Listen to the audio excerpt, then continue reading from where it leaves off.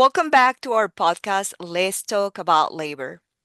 This podcast aims to help farmers and ag businesses connect with other ag businesses in Tennessee and other surrounding states, specifically to hear and learn about their experiences and challenges related to labor and the strategies they have used to overcome these challenges. We talk about various topics such as U.S. temporary foreign visa programs, mechanization and automation, and worker recruitment and retention strategies, among other topics.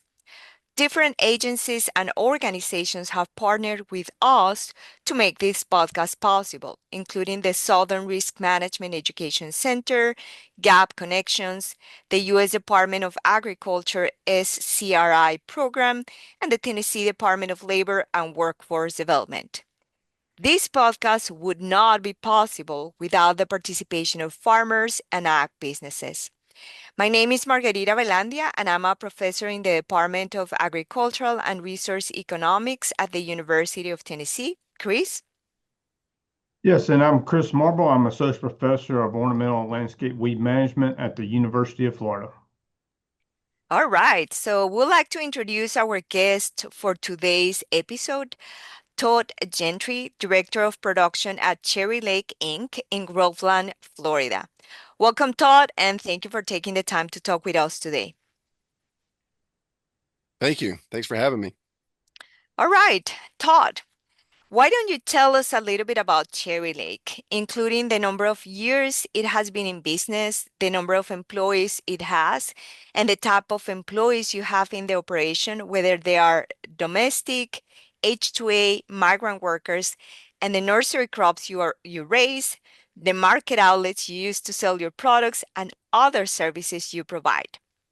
All right. Yep. Absolutely. Um, Cherry Lake is a vertically integrated agribusiness located in Central Florida. Okay, so we're about 40 minutes west of Orlando. And I say vertically integrated because we start everything here from propagation. We grow our crops off from the liner all the way through a 670-gallon large container. It's a big wooden box. That's the largest size we grow. Um, and we also have a landscape installation division and a landscape maintenance division. So theoretically, we can uh, grow a tree off for many years, then we can install it in the landscape, and then our maintenance company can maintain that tree in that landscape for the rest of its life. So from start to finish to install to maintenance, we're vertically integrated in that way. A little bit about the products that we grow. We're primarily a containerized nursery. We grow ornamental trees, shrub, grasses, and palms. Our main farm is here in Groveland, and it's just over 1,000 acres. And we have a 300-acre palm farm in Fort Pierce, Florida. Uh, we primarily, like I said, we're growing in containerized or containers. We also have a small portion of crops in B&B at our Fort Pierce location. We've been in business for around 40 years. The tree farm, before the tree farm, we were actually this land here in Groveland, we were growing citrus on it. And then in the mid 80s there was two back-to-back freezes which killed off all the citrus trees in the area. And at that point our founders looked to diversify and they settled on ornamental tree farming. They moved all their citrus down south, and we still have that citrus operation today. It's a sister company of ours, same ownership, but a sister company. So all in all, the enterprise, we're growing on around 10,000 acres in Florida. So that kind of gives you a little bit of background and who we are as a company, what we do. As far as employees, it's a tricky question to answer, so I'll kind of break it down the best I can to give you the idea. So enterprise-wide, like I say, in citrus and all the different divisions, we're about a little over 650 employees now. So pretty large operation. Here at the farm, we have about 192 workers. In construction, our construction division has 128. Our maintenance company has 88. Our what we call sales order fulfillment. So that's like our sales team, product selection, loading teams, truck drivers. That group's around 53. And our shared services, so that's like accounting, payroll, HR, IT, purchasing, our shop, that's the around 41 employees. And then our citrus side of the operation is 165, and it's broken out in a bunch of different ways as well. So we utilize the H2A program and H2B program. H2A for the farm, H2B for our construction and landscape construction and landscape maintenance operation. And kind of broken out as on the farm here, we got around 110 domestic employees that are year round, and we kind of hover around the 75 to 80 H2As, guys and girls that come in each year. Our domestic need is much higher. Like we'd like to be more towards 147 employees. We're currently at 110. So we have a shortfall there of around 37 that we try to fill each year and get closer to that number. Like I said, the construction and maintenance companies use H2B, but they don't always get that labor. In fact, we didn't get them a couple years ago. And H2B is more of a lottery system. And so it's really a luck of the draw if you get your employees or not, which makes growing that side of the business pretty difficult. So that's kind of a quick recap of who we are and what our employees, what we grow and how many employees we have.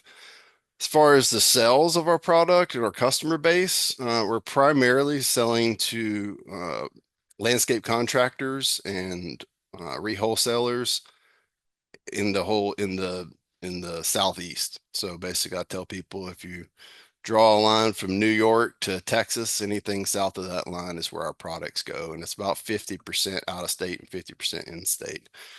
We're starting to develop in the future where we do a little bit more e-commerce and a little more direct to consumer. But for the most part, for now, we're selling to landscape contractors and wholesalers. Does that help clarify? Yeah, that's impressive, Todd. That's a huge operation, covering a lot of areas, especially because you talk about the vertical integration side of things and the fact that you're using both the H2A and H2B program. So that was a pretty comprehensive description of the operation. Thank you, Todd. Yeah, no problem. Yeah, and so Todd, you kind of touched on this a little bit, but I'd like to ask you specifically about labor challenges that you and Cherry Lake have faced over time. So, kind of, for example, challenges related to labor availability, worker recruitment, and retention, and how you've gone about addressing those challenges. Certainly. So, as anyone, probably most of the audience is aware, being in agriculture, labor is probably the largest challenge we face other than Mother Nature. Um, so, especially, agricultural jobs they're hard. They're working outdoors, and of course, in Florida here, it doesn't make it any easier, being how hot and humid it is. The labor availability is pretty low. We've seen that shrink over the years, and we compete with a lot of other industries, like especially construction, which can pay more and have overtime. And then there's other areas like just down the road from here, we have an Amazon, Kroger, Walmart, these big warehouses where they're distribution centers. And so they employ a lot of people. And it's for the most part, they're indoors and they're air conditioned. So that's a big challenge for us it's a lot of competition for the same labor pool that is getting smaller and smaller. And then, of course, here in Florida, we're an E-Verify state, and it's E-Verify for any employer who has over 25 employees. And so that also can make it very difficult, shrinking that labor pool even further. So all these things make recruitment pretty hard. As far as retention, uh, we don't have a major issue there. It seems as though once we're able to hire someone, that we're able to keep them employed for the most part. We offer good pay, good benefits, and we really care about the employees and their safety and their well-being, and so they stay pretty happy, and seems as though that we're able to retain them once we hire. Okay, great. So and you touched on a little bit of this where you had some positions that you still were looking to fill and things. So some strategies that you've used to overcome those challenges, like mechanization or just adoption of technologies in general. Some things you've done in that realm to kind of overcome those labor challenges. If you could speak to that. Yeah, so that's it's a pretty big bucket. I'll start off with recruiting. And we've done a lot of things over the years to really work on how to recruit employees. We've done radio advertisements with a local Spanish radio station here, where we paid for some advertisements, and they would mention us numerous times over the air.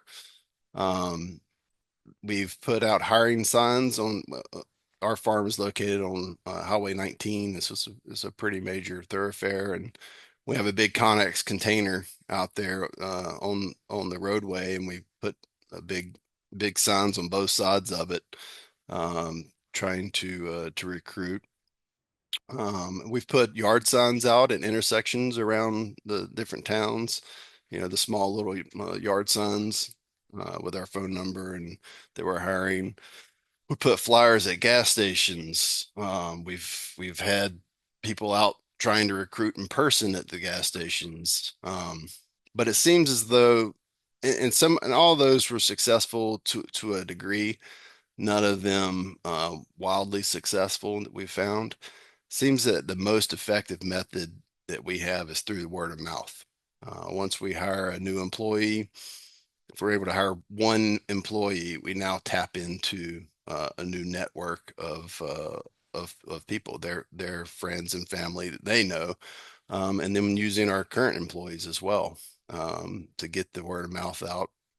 And if the employees are happy, they're more willing to recruit people for us. And we've offer $100 reward for current employees who recruit someone, and we pay that out once that new employee has been here for 30 days. So they're proven. We hired them. They've been here for 30 days. We pay the recruitment fee to the or reward to um, the person who referred them. Um, the retention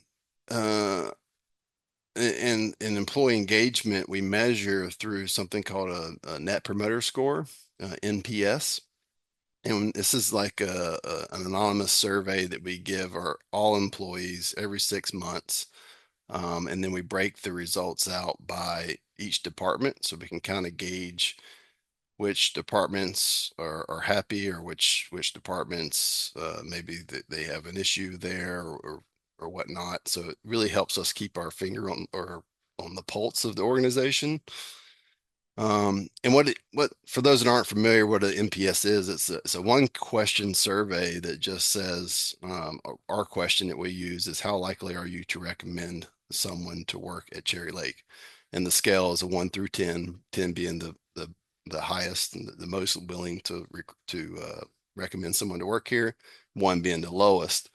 And the way you get your score is you take your percentage of your promoters, which is anyone that scores a 9 or a 10, minus your detractors, the percentage of your detractors, which is anyone who scores a 0 to a 6. And then the passive is a 7 or 8 score, which don't count in this. And so those are the ones you're really after, because that's the ones that you can get. You want to be able to get up to a promoter. So the actual score can range from a negative 100 to a positive 100. And then we also have an option to leave comments that they can actually read the comments, and the comments are very helpful for us. And so as a company, Cherry Lake, we pretty much hover around that 55%, um, which is actually a very good score if you look at the scoring, the way it's kind of rated. It's 0 to 30 is a good company. 30 to 70 is a great, and above 70 is excellent. So, like I said, it can go from negative 100 to positive 100. And so we do this survey twice a year, and really try to act on that, especially on the comments. You may get some comments that we need better tools, or we need a new microwave in the lunch station, or whatever it is. If there's something you can act on, we try to act on those, and that helps the employees feel like they're heard and that they're cared about. So those are kind of the things we do to kind of understand our employee engagement, and keep keep the employees. Other stuff we do, we have a recognition and appreciation programs. One of them is what we call the Family Fiesta, where we once a year we have a big party, and it's all our employees come and their families, and it's, we have bounce houses, we have a fishing tournament, we have different food trucks, and just different games and things for the families to come and interact, and celebrate them, and just get everyone together. We have the Employee Service Awards, which is once a year. We have this breakfast, where we uh, recognize the employees for their tenureship. It's a big breakfast out this year. We had I think it was around 500 employees here. So it's a huge ordeal. We hold it under our loading dock. And it's pretty cool. And we call up each group that's been here from starting at 3 years, all the way up to the highest one, which I think we have a couple people here 47 years or 45 years or something like that. Um, and uh, and then we give a tenureship bonus to all the hourly employees at that breakfast. So anyone who's been here 3 years or more gets $100 per every year that they've been here.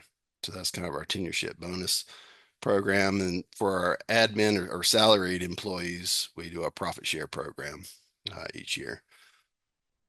And then throughout the year, there's different departmental appreciation lunches that we'll do. And then once a year for all of our company-wide or enterprise-wide, we have the CEO Awards. And that is an award for there's 6 or 7 different values. So anyone who's self-promoted, or people will, throughout the whole organization, will send nominate their coworkers for these awards, and show them that, hey, they've lived by this value by doing X, whatever they've done, and they kind of give a quick recommendation, and the CEOs will choose out of all of those nominations 6 or 7 winners for each value of the company. So that's pretty fun, pretty fun meeting we go to each year. And then, Chris, like, getting to the automation and technology side of things, we have a culture here in our farm or in our company, of continuous improvement, and being early adopters of new technologies. And so we have this saying that kind of started with our founders: if it isn't broke, break it and make it better. And I gotta say, we're pretty good at breaking stuff, so we're constantly trying to make things better. Um, and we just have to, because of what we do. There's not a lot of off-the-shelf technologies that are available, so we have to build a lot of our own automation, our own mechanization. Um, and one of the key things when doing that is that we try to involve the crews on the development and testing and trialing, and then getting their ideas on this new mechanization or whatever we're working to build. It could be something as simple as a tool, a hand tool, or an actual machine that's gonna help them do their job better, safer, and easier, and more efficient.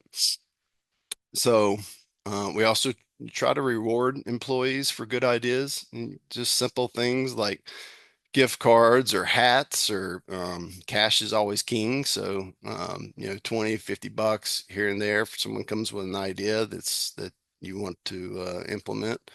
Um, Giving them the option and the freedom to speak up, and then rewarding them for those, for sharing their thoughts is, I think they value that. One big thing we're doing is we're trying to hire right now. I'm hoping to hire a mechanical engineer. So, like I said, we got to build a lot of our own technology, our own mechanizations, and so I think that could be huge for us to really be able to get a mechanical engineer on board and get him, um, help take us to the next level. Um, Mhm. and then Ex- just Yeah, go ahead. No, no, no. That's excellent, Todd. I'm trying to summarize some of the things that you're saying. So first, thank you for Mhm. providing that detailed information about the retention strategies you're using, how you keep your employees happy, and how you measure that happiness. I think that's critical for other nursery operations to learn. And then the fact that, again, in this industry, in the nursery industry, that you are building your own mechanical aids and other technologies that help you kind of like deal with those labor shortages that you were mentioning earlier. And then you never know, we might be recruiting a mechanical engineer through this podcast. So that's Right. good to know that you're advertising that, Todd. Yeah, All right. absolutely. So we're almost at the end of the episode, Todd, and I do believe that people learn from their successes, but they also learn from their mistakes. And I would love for you to share with us an experience of success or failure that you have experienced while trying to address those labor challenges in the operation that you think will be useful to share, or it will be useful for other nurseries to hear. Yeah, that's a difficult question. I mean, I I kind of have the mindset of fail and fail often. And so that's really goes to the fact of, like, if you're gonna every failure leads to the next step, right? It's part of the process of improving. Um, and so we're constantly iterating. So there's been times where we've purchased or gone through some technology, and it didn't work out for us. Um, and sometimes you're able to repurpose it or use it in a different way. Sometimes you're not, but it lets you know what didn't work, and it just leads you to the next solution. Um, there's things like when we started our big safety push here many years ago, and we're thinking, okay, this is going to be really tough. We're going to have to crack down on all of our crews and help them to be safe. Um, but something that we did not expect is that they really embraced that and saw that, oh, wait a minute, they care about us. They want us to be safe. And we started this slogan of think safe, work safe, go home safe. And we really pushed that. And we thought it was going to be hard, but it actually ended up being we thought they were not going to take it positively, and they actually did. And I think it really helped to kick our culture into gear of, that we care about the employees, and that helps with the retention as well. Um, I think talking about culture, a good thing for that we learned as an organization, that maybe others will too, is going through Simon Sinek's why you do what you do. So if you look that up, and we went through a huge company-wide multi-day exercise of determining what is our why. And we tried to narrow it down to 5 words, and we were able to do that, and that really gives you your sense of purpose. That we're not here, we're not just our why isn't just to grow trees and sell trees. There's a lot more that goes into that of bigger purpose, and so I think that's great for people to do as an organization and get that spread down throughout through all your employees throughout from top to bottom of the employee base. Todd, this is wonderful information, not only understanding all the strategies that you have used to actually keep your employees happy, but also the culture you have within the company that drives to innovation, retention, and success. So, Todd, thanks again for taking the time to talk with us. And I guess I'll see you all in the next episode. Thank you, Todd. Very good. Thank you. Thanks for Thank having you. me.